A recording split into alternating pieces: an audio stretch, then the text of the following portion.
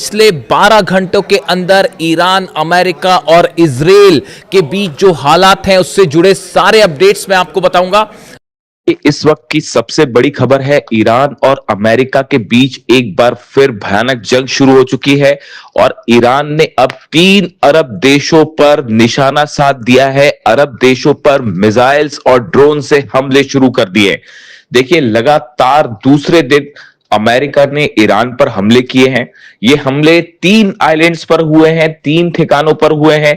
सिरिक island, Qeshm island और बंदर लेंगा जो शहर है, यहां पर ये हमले किए गए।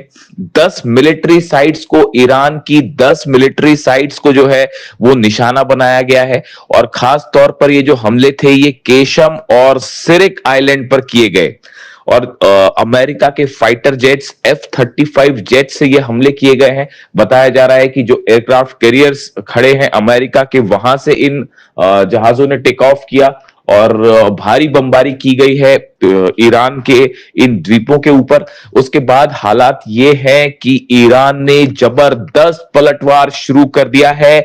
बहरीन में, कुवैत में, इराक में इस समय हमले जारी हैं। सबसे बड़े हमले बहरीन और कुवैत में हुए हैं। कुवैत में अली अल सलेम एयर बेस पर ईरान ने खैबर मिसाइल से बड़ा अटैक किया है और बड़े नुकसान की खबरें आ रही हैं। अमेरिका के बेस को एक बार फिर ईरान ने दहला दिया है और बड़ा नुकसान हुआ है, यहां पर इस तरह की खबरें आ रही हैं। देखिए, अली अल सलेम एयरबेस जो है कुवैत का, यहां पर बड़ी संख्या में अमेरिका के जेट्स मौजूद हैं, अमेरिका के सैनिक मौजूद हैं और इसे निशाना बनाया गया। और एक बार फिर अमेरिका का पेट्रियट सिस्टम खैबर मिसाइल के सामने बुरी तरह से फेल साबित हुआ है। बताया जा रहा है कि कई ड्रोन्स भी लॉन्च कर दिए गए हैं कुवैत के ऊपर और कई जगह धमाके की खबरें भी आ रही हैं इस समय कुवैत पर, यानी कुवैत पर बड़ा हमला कर दिया है ईरान ने। इसी के साथ जो है बहरीन में पोर्ट सलमान बेस है, मनामा में, बहरीन की राजधानी में, जहां पर अमेरिका का अड्डा है। खास तौर पर 5th फ्लीट जो है नेवी की, जिसको पहले भी कई बार ईरान ने निशाना बनाया है। और अब एक बार फिर बहरीन में लगातार दूसरे दिन ईरान की तरफ से बड़े मिसाइल अटैक शुरू हो गए हैं। देखिए, कल जो है वो बहरीन पे जो हमले किए गए वो मुख्य रूप से ड्रोन स्ट्राइक्स थी। जो कल हमले किए थे ईरान ने, उसमें शायद 136 ड्रोन्स का इस्तेमाल किया गया था और ड्रोन अटैक किए गए थे। लेकिन अब जो है वो बहरीन पर बड़ा मिसाइल अटैक कर दिया है ईरान ने। खैबर मिसाइलें बरसा दी है 5th फ्लीट अमेरिका के हेडक्वार्टर पर। यहां पे भी कई जगह से धुआं उठता दिखाई दे रहा है और बड़े नुकसान की खबर आ रही है। इसी तरह से इराक में वो ग्रुप जो कि ईरान के खिलाफ है, उनके ऊपर भी लगातार हमले जारी हैं ईरान की तरफ से। देखिए, हालात ये हैं कि पूरे दुबई में, अबू धाबी में, सऊदी में, कतर में, सब जगह अलर्ट कर दिया गया है कि कभी भी ईरान की तरफ से इन देशों पर भी बड़े हमले हो सकते हैं। अब ये एमओयू को जो साइन हुआ था अमेरिका और ईरान के बीच में, इसको लगभग रद्द माना जा रहा है, कैंसिल माना जा रहा है। और जो हालात हैं वो एक बार फिर जंगी हो चुके हैं और ईरान की सेना भयंकर गुस्से में है। देखिए, ईरान ने ये कह दिया है कि ये उकसावे की कार्रवाई, जिस तरह से हमले किए गए, उसका बड़ा बदला लिया जाएगा और डोनाल्ड ट्रंप को और अरब देशों में जहां भी अमेरिका के बेसिस हैं, उन सब देशों में हमले किए जाएंगे और कड़ा सबक सिखाया जाएगा। देखिए, ये मामला जो है, हालात कैसे बिगड़े। पहले ईरान की तरफ से ये बात कही गई कि एक जहाज हमने देखा था जो क्रॉस करने की कोशिश कर रहा था, सिंगापुर का जहाज था, उसने बिना ईरान की सेना के परमिशन के एक नए रूट का इस्तेमाल करते हुए हॉर्मुज को पार करने की कोशिश की, तो ईरान ने उस पर हमला किया। ये पहला जहाज था जो अभी ये नए दौर का विवाद हुआ इसमें हमले को लेकर। और कल फिर ईरान की तरफ से एक जहाज को निशाना बनाया गया है जो कि उसी नए रूट से निकलने की कोशिश कर रहा था।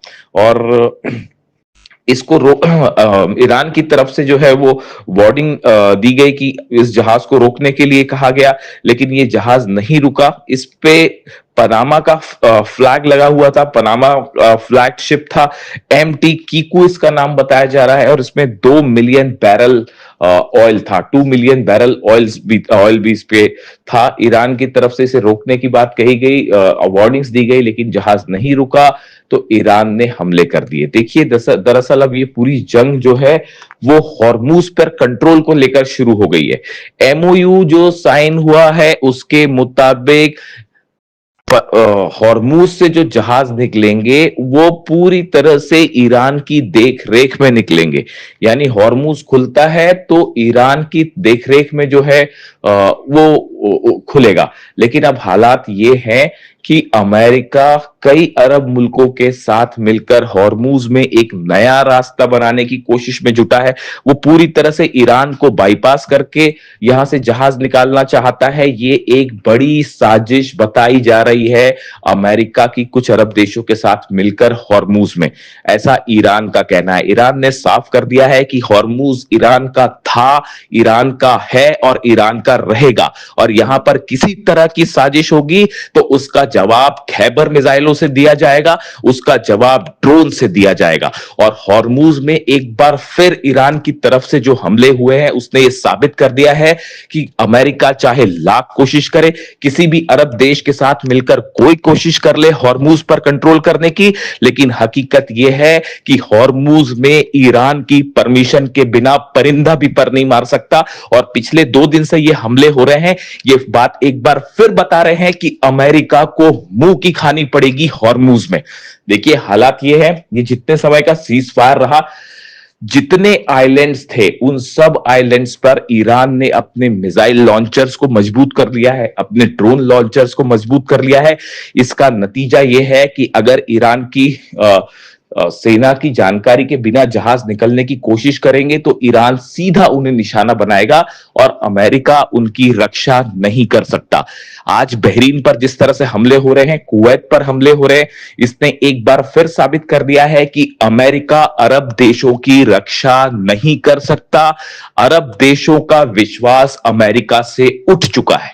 इसीलिए ईरान की तरफ से कहा गया था कि आप अमेरिका को एयर स्पेस ना दें, अमेरिका को हमले करने के लिए अपने देश की जमीन ना दें, वरना अंजाम बुरा होगा। और एक बार फिर मामला उसी तरफ बढ़ता दिखाई दे रहा है। अब हालात ये हैं कि एमओयू और सीज फायर जो है वो पूरी तरह से तार तार हो चुका है, मामला बिगड़ चुका है। डोनाल्ड ट्रंप की तरफ से एक बार फिर नई वार्निंग आई है। डोनाल्ड ट्रंप ने कहा है कि no longer able to be reasonable. उन्होंने कहा है कि अब और संयम नहीं बरता जाएगा, ज्यादा रीजनेबल और नहीं हुआ जा सकता। Would be forced to militarily complete the job. उन्होंने कहा है कि अब सेना की मदद से हमारा लक्ष्य पूरा किया जाएगा। इसे एक प्रकार से इस बात का ऐलान माना जा रहा है कि अब अमेरिका और ईरान के बीच हालात और खराब होंगे और बड़ी जंग शुरू हो सकती है। इसी बात की वार्निंग रूस की तरफ से दी गई थी, इसी बात की वार्निंग चाइना की तरफ से दी गई थी।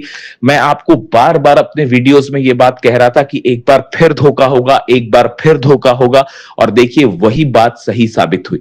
हमने एमओयू, जिस दिन एमओयू साइन हुआ था उसी दिन हमने अपने पॉडकास्ट में आपको बताया था कि इस एमओयू की कई शर्तें ऐसी हैं जिन्हें पूरा करना बेहद मुश्किल है और ये एमओयू ज्यादा दिनों तक टिक नहीं पाएगा। और इस एमओयू के पीछे, पर्दे के पीछे ईरान के खिलाफ कई साजिश रची जा रही है।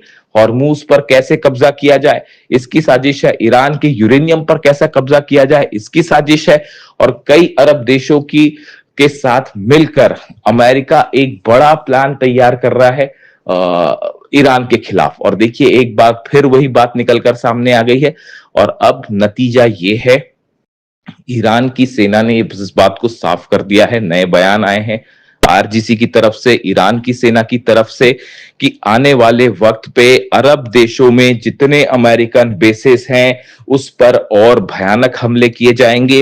हॉर्मूज में हर चैलेंज का सख्त जवाब दिया जाएगा, ऐसा करारा जवाब जो शायद पहले भी नहीं देखा होगा। बताया जा रहा है ईरान एक बहुत बड़े हमले की प्लानिंग कर रहा है। हालात देखिए लेबनान में भी जिस तरह से है, लेबनान में एक बार फिर जो है नेतन्याहू ने बमबारी शुरू कर दी है और वहां पर भी मौतों की खबरें आ रही हैं। ऐसा ही हाल गाजा का है।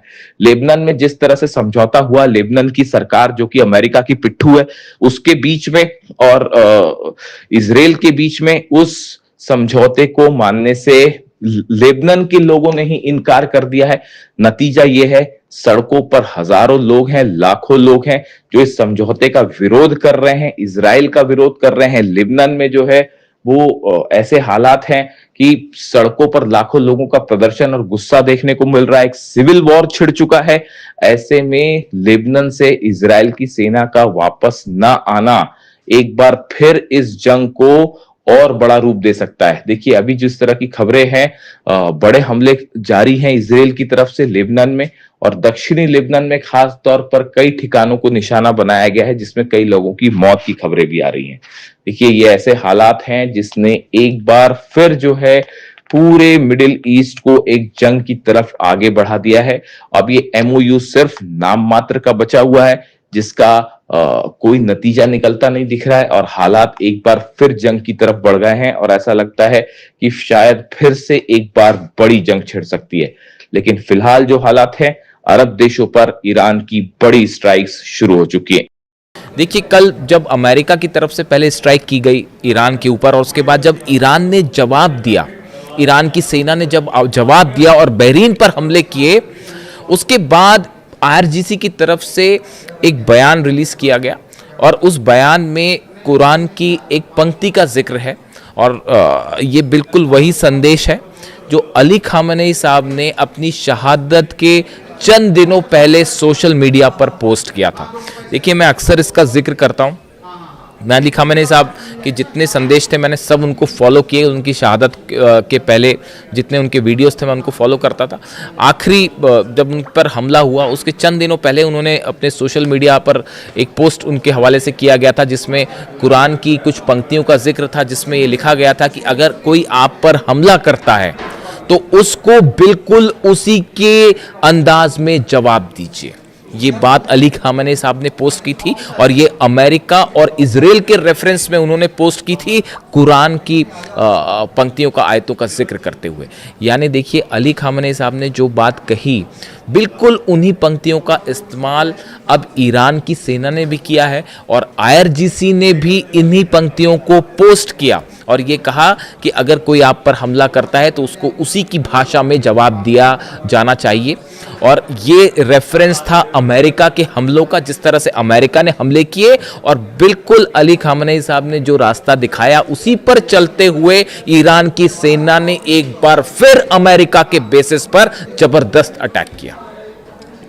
मैं इसीलिए अक्सर कई बात ये कहता हूं कि अली खामेनेई साहब हमारे बीच में नहीं है, लेकिन उन्होंने अपनी सेना के लिए एक ऐसा विजन छोड़ दिया है, ईरान की जनता के लिए, ईरान के 9 करोड़ लोगों के लिए वो विजन छोड़ दिया है जिससे कभी ना अमेरिका और ना इजराइल ना ही कोई और मुल्क कभी ईरान को नहीं हरा सकता। हराने की बात तो छोड़िए, आज ईरान सब पर अकेला भारी पड़ रहा है, चाहे वो अरब देश हो, चाहे अमेरिका की फोर्सेस हो, चाहे नेतन्याहू की फोर्सेस हो। और इसके पीछे यही विजन है, यही प्लानिंग है, यही दूरदृष्टि है जो अली खामेनेई साहब ने अपनी सेना को विजन दिया। इसीलिए मैं कहता हूं कि वो न सिर्फ एक अच्छे सुप्रीम लीडर बल्कि बेहतरीन मिलिट्री कमांडर भी थे।